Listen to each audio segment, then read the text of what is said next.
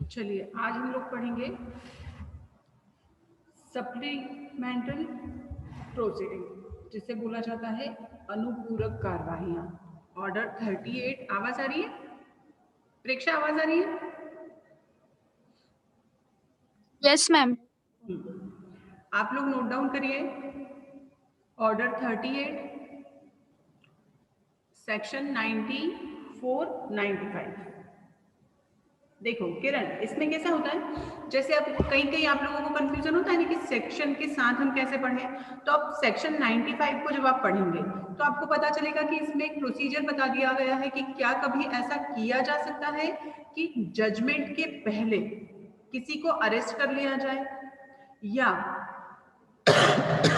Judgement के पहले किसी की प्रॉपर्टी को अटैच कर लिया जाए, कुर्क कर दिया जाए। क्या ये पॉसिबल है? तो यहाँ पर हमारी जो इससे रिलेटेड जितनी भी इंफॉर्मेशन है और प्रोविजन है वो हमें 94 में और 95 में बता दिए गए हैं कि ये प्रोविजन है।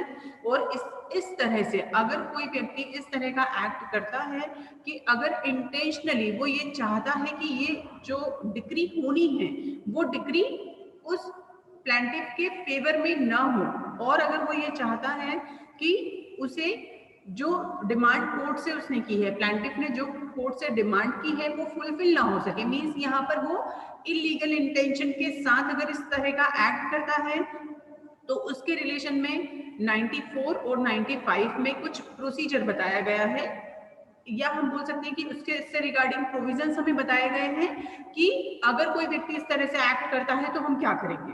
ठीक, अब 38 जो है, ऑर्डर 38 जो है वो ये क्लियर करता है कि अगर कोई व्यक्ति इस तरह का एक्ट करता है तो हमारे लिए प्रॉपर एक गाइडलाइन तो हमें 94 और 95 में दे दी गई है कि अगर कोई इस तरह का एक्ट करता है तो हमारे पास प्रॉपर गाइडलाइन है। अब अगर कोई इस तरह का एक्ट करता है तो 38 में उसका प्रोसीजर बताया गया है कि अगर सच में किसी ने इस तरह से कोई एक्ट किया है तो फिर हम क्या करेंगे।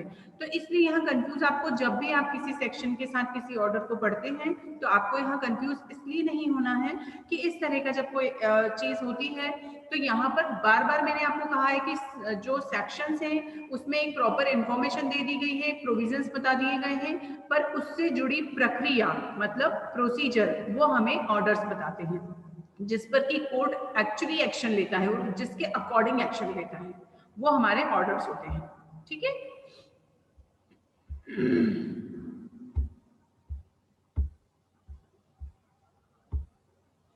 तो शायद से आप लोगों मतलब सिविल में इस तरह का एक्ट होना कि क्या सच में कोई ऐसी प्रोसीडिंग्स भी हो सकती हैं या इस तरह का एक्ट किया जा सकता है, इस तरह के एक्शंस लिए जा सकते हैं जिसमें कोर्ट पहले ही किसी को गिरफ्तार कर ले निर्णय के पहले।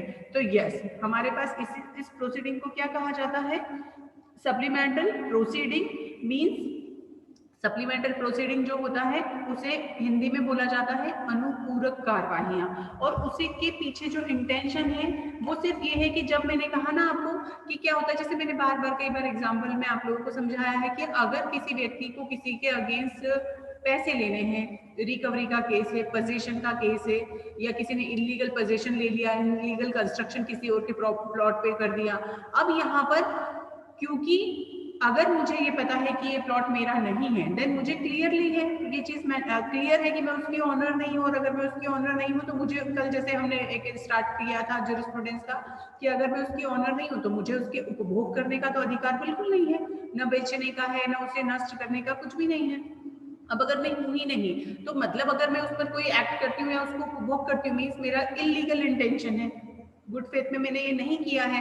अब इस तरह के जब लोग एक्ट करते हैं तो इंटेंशनली वो क्या करते हैं कि लोग अपनी पर्सनल प्रॉफिट के लिए या इलीगल एक्ट के दौरान इस तरह की कार्रवाइयां जब होती है और उनके अगेंस्ट जब केस फाइल किया जाता है तब उनका ये इंटेंशन होता है कि इस केस को कैसे भी रोक दिया जाए या जस्टिस नहीं दिया जाए।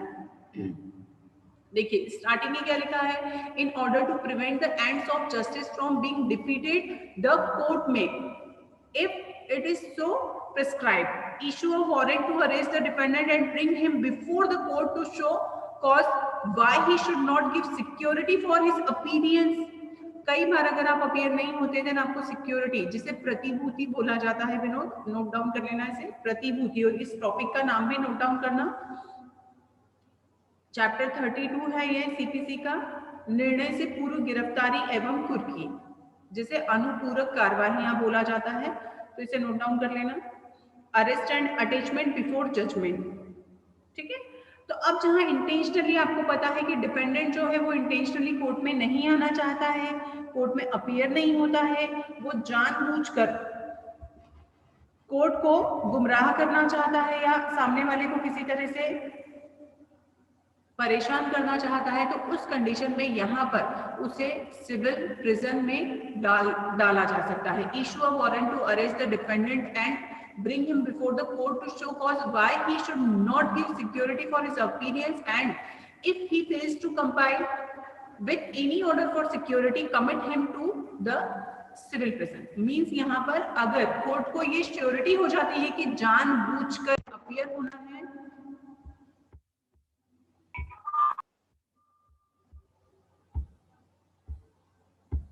कब से आवाज नहीं आ रही थी?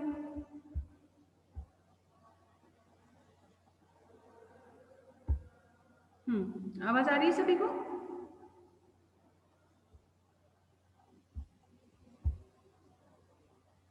मीत आवाज आ रही है? मीत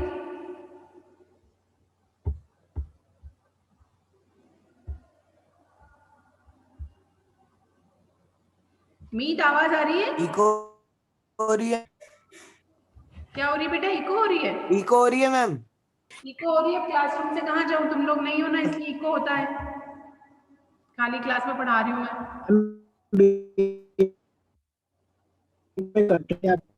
मैम आवाज बहुत ज्यादा ही कट रही है आपकी। इसमें कहीं और जाती है, फिर रुको 2 मिनट। हाँ आपकी आवाज, हाँ 2 मिनट वेट करो, मैं कहीं और किसी और क्लासरूम में जाती हूँ। अभी आ रही है आवाज? यस मैम, आ रही है मैम प्रॉपर। गणेश जी के सामने आवाज आती है, आवाज नहीं होती है। चलिए, तो हम लोग थे 95, समझ में आया? थोड़ा बहुत सुना या नहीं पता नहीं मुझे, फिर से मैं बोल देती हूँ, एक बार आप लोग सुन लीजिए। 94 जो है, 94 मतलब धारा 94, 95 प्लस ऑर्डर 38, इन तीनों को आपको साथ में पढ़ना है। और ये हमें बताता है कि अगर डिफेंडेंट इंटेंशनली जस्टिस को मीन्स प्लांटिव के साथ जस्टिस हो ये नहीं चाहता है, और इंटेंशनली अगर वो इस तरह की चीज़ों को डिले करता है, कोर्ट में अपीयर नहीं होता है, तो कोर्ट को ये राइट है कि वो उसे अरेस्ट कर सकता है, उसकी प्रॉपर्टी को जब्त कर सकता है और उसे कुर्क कर सकता है। तो यहाँ पर इसीलिए एक जनरल प्रोविजंस जो है हमारे 94 और 95 में बता दिए गए हैं, और इसका जो प्रॉपर प्रोसीजर है वो 38 में बताया गया है।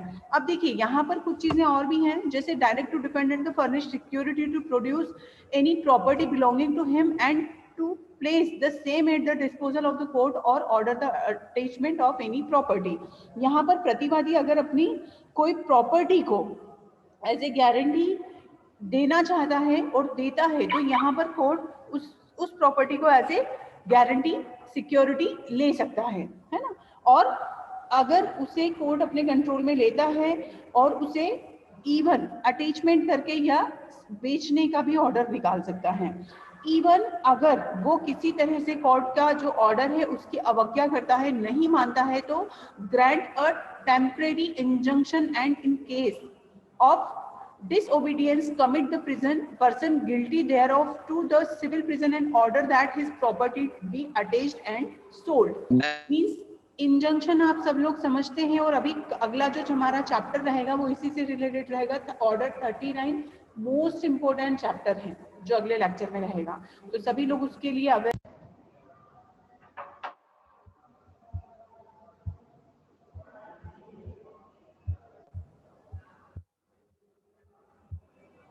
तो इंजंक्शन जो है वो इंजंक्शन कब दिया जा सकता है? अगर इंजंक्शन मीन्स स्टे है ना, तो अगर कोर्ट को ऐसा लगता है तो कोर्ट इस तरह का इंजंक्शन का स्टे या टेम्परेरी इंजंक्शन का ऑर्डर कर सकता है, अगर ऐसा लगता है कि व्यक्ति इंटेंशनली किसी चीज को या ऑर्डर को डिसओबे करता है, कोर्ट के किसी ऑर्डर को डिसओबे करता है, या किसी संपत्ति का रिसीवर नियुक्त कर सकता है या उसकी संपत्ति को कुर्क कर सकता है। उसके विक्रय कर सकता है। अभी रिसीवर भी हम लोग पढ़ेंगे, जैसे कि हम लोगों ने कमीशन पढ़ा था और कमिश्नर का अपॉइंटमेंट होता है, इसी तरह एक रिसीवर होता है, जिसे हिंदी में प्रापक बोला जाता है, रिसीवर।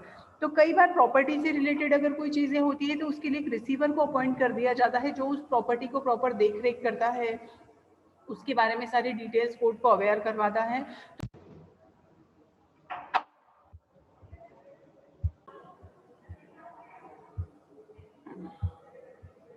तो इस तरह हमारा 94 और 95 ये बताता है हमें क्लियरली कि अगर कोई चीज, अगर इंटेंशनली कोई इस तरह का एक्ट करता है तो कोर्ट क्या क्या कर सकता है। मीन्स यहाँ पर हमारी जो सप्लीमेंटल प्रोसीडिंग में कौन कौन सी चीजें ऐड की कर सकते हैं हम। First, arrest before judgement, even attachment.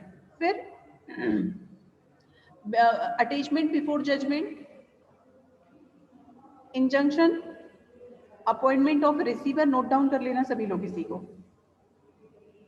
और एनी अदर ऑर्डर। तो यहाँ पर इस पर्टिकुलर सप्लीमेंटल प्रोसीडिंग जो होता है उसमें क्या क्या हो सकता है, इसको एक बार फिर से सुन लेना अजय। निर्णय की पूर्व गिरफ्तारी या कुर्की, निर्णय के पूर्व कुर्की, मतलब यहाँ पर क्या हो रहा है, बिफोर जजमेंट। आपको जो मेन इंटेंशन है समझने का वो ये होना चाहिए कि यहाँ पर डिसीजन नहीं हुआ है, आपका जजमेंट नहीं हुआ है, उसके पहले ही कार्यवाही कर दी गई है। मतलब यहाँ पर ये आप समझ लीजिए कि प्रतिवादी का कोई एक्ट ऐसा है, मींस जिसके लिए प्लेंटिफ ने अगर कोई बात लगाया है तो उसको यहाँ जस्टिस मिलना ही चाहिए, और उससे जस्टिस दिलवाने के लिए कोर्ट, इवन अगर डिपेंडेंट सच में इतने ज्यादा कहीं उसके लूप होल्स हैं, देन यहाँ पर इस तरह का एक्ट भी कर सकता है, इस तरह के ऑर्डर भी दे सकता है। निर्णय की पूर्व गिरफ्तारी या कुर्की, जजमेंट नहीं हुआ है उसके पहले गिरफ्तारी या कुर्की। निर्णय के पूर्व कुर्की मीन्स आपका जजमेंट नहीं हुआ, उसके पहले उसकी जो प्रॉपर्टी है या उसने जो प्रतिभूति के तौर पर, जो सिक्योरिटी के नाम पर जो प्रॉपर्टी रखी है, उसको अटैच कर सकता है, और अगर वो नहीं भी है तो भी अटैच कर सकता है।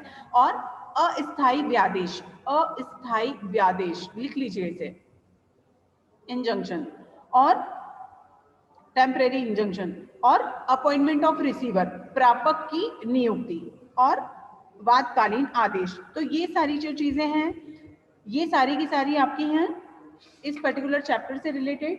95 जो है, 95 में भी अब अगर मान लीजिए कि कोई ऐसे ग्राउंड्स है, देखिए, compensation for obtaining arrest, attachment और इंजंक्शन ऑन इनसफिशिएंट ग्राउंड। अब कई बार क्या होता है, जहां बाद में इसके कोई ऐसी चीज है कि मान लीजिए आपके जो जितनी भी चीजें 94 में बता दी गई हैं, अगर उसके अकॉर्डिंग कोई प्रोसीडिंग किया गया है और उसको किए जाने के पीछे जो रीजन थे या जो ग्राउंड्स थे वो सफिशिएंट नहीं थे, तब क्या होगा। अब यहाँ पर मान लीजिए कि न्यायालय को ये लगता है कि जो गिरफ्तारी, कुर्की या जो ऑर्डर दिया गया है या उसके लिए जो आवेदन दिया गया है उसके ग्राउंड्स प्रॉपर नहीं है और वादी का वाद असफल हो जाता है, तो न्यायालय को यह लगता है कि उसके लिए कोई प्रॉपर ग्राउंड नहीं है, तो यहाँ पर प्रतिवादी न्यायालय से आवेदन कर सकता है कि न्यायालय में ऐसे आवेदन पर अपने आदेश, जो कि 50,000 रुपए से ज्यादा नहीं होगी, इतनी रकम के विरुद्ध अधिनिर्णित कर सकेगा जितना वह प्रतिवादी के लिए उसके द्वारा किए गए व्यय के लिए या उसके कंपनसेशन के लिए या उसके अंतर्गत उसकी हुई जो प्रतिष्ठा है, इंक्लूडिंग इंजुरी टू रेपुटेशन, लिखा है यहाँ पर clearly, provide that a court shall not award under the section an amount exceeding the limit of its pecuniary jurisdiction. अपने आर्थिक क्षेत्राधिकार से बाहर जाकर वो इस तरह का ऑर्डर नहीं करेंगे, पर अगर कहीं इस तरह का ग्राउंड, देखिए जैसे कि मान लीजिए किसी को जानबूझकर परेशान करने के लिए वादी ने भी अगर इस तरह का कोई एक्ट किया है तो ये प्रोसीडिंग बताई गई है, तो ये प्रोविजंस बताए गए हैं। आवाज आ रही है सभी को? यस मैम, आ रही है मैम।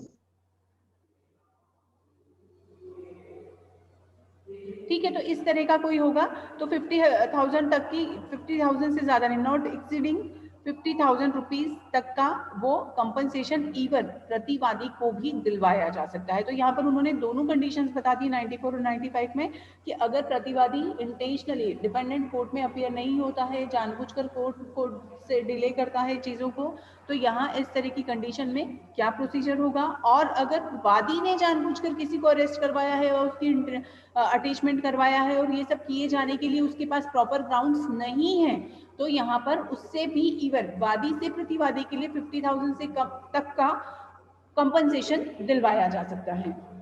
अब ऑर्डर 38 आप लोग निकालेंगे।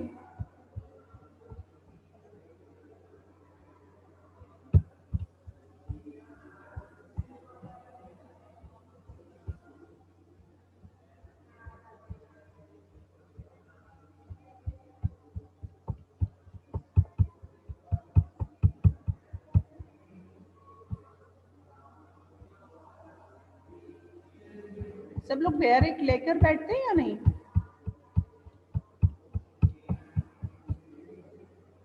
सभी लोगों से बार बार मैं कहती हूँ बैरिक लेकर बैठा करिए।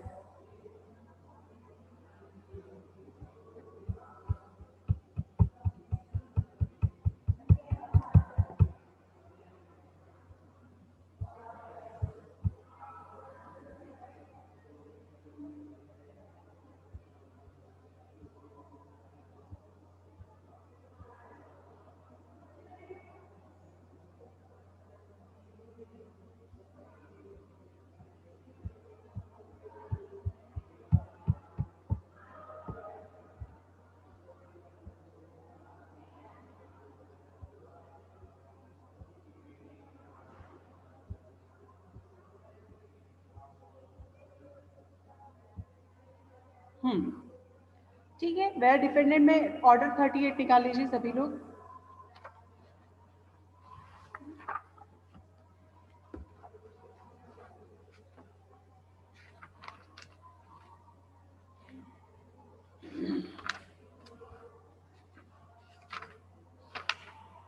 देखिए, अब यहाँ पर सबसे पहले क्या होगा, वेयर डिपेंडेंट में be called upon the furnished security for appearance. सबसे पहले तो उसे अपीयर होने के लिए सिक्योरिटी की डिमांड की जाएगी। जब कोर्ट को ऐसा लगता है, यहाँ पर सेक्शन भी पढ़िएगा, साथ में सेक्शन 16 लिखा गया है, जहाँ पर धारा 16 के साथ अगर किसी तरह का शपथ पत्र है और यहाँ पर समाधान हो जाता है कि इंटेंशनली प्रतिवादी वादी को विलंबित करने के लिए, that the dependent with intent to delay the plaintiff or to avoid any proceeding of the court or to obstruct or delay the execution of any decree that may be passed against him has up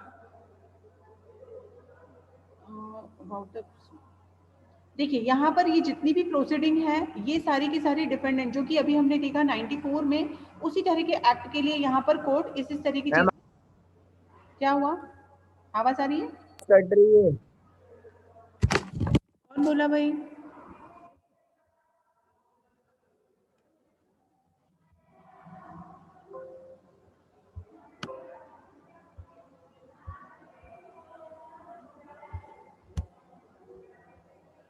अभी आवाज आ रही है?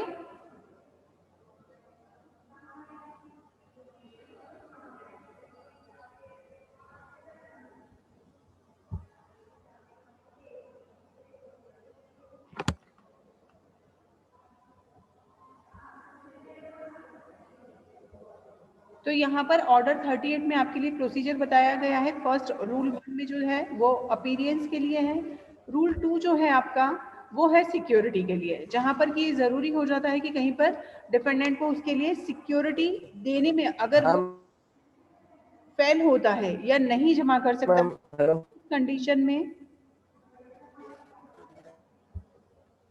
उस condition में यहाँ पर court इस तरह का ऑर्डर कर सकता है जो उसे ठीक समझे।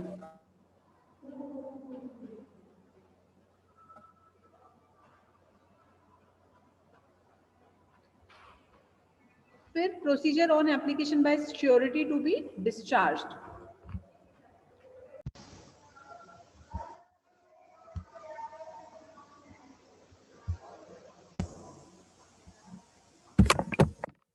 Please leave the class.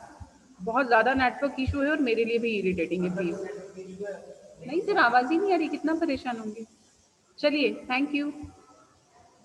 11:30 पर जूरिस्प्रूडेंस ज्वाइन कर लीजिएगा सभी।